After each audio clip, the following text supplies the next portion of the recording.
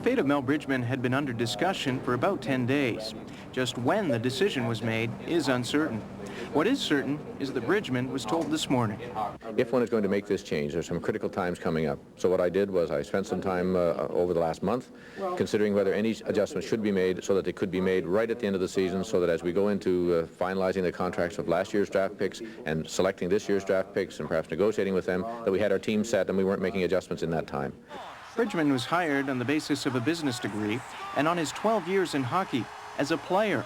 The problem was he had no previous experience as a general manager. We felt that the general manager's position is the intersection of business and hockey, and we needed to apply some additional business skills in that role, and we needed a shorter line of communication between making a decision and implementing it. The risk that he knew he was taking and the club knew he was taking, in fact, is the risk which, in retrospect, we might have been better, they might have been better, Mel, that is, not to have taken.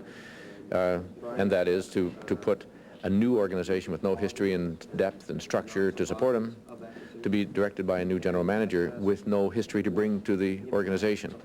There had also been talk of strained relations with Rick Bowness, but the head coach says it wasn't a factor. Every coach and general manager is going to have disagreements. That's all part of our business, our profession, but certainly, and that's as far as it went. And we worked very closely with Mel, so that was not a problem at all.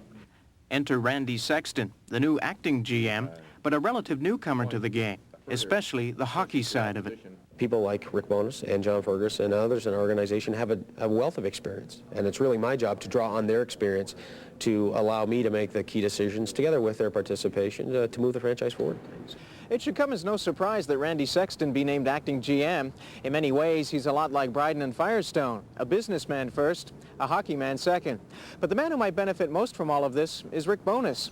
His opinion will matter more than ever now, mainly because Randy Sexton will want to hear it. Rob Sinclair, TSN, in Ottawa.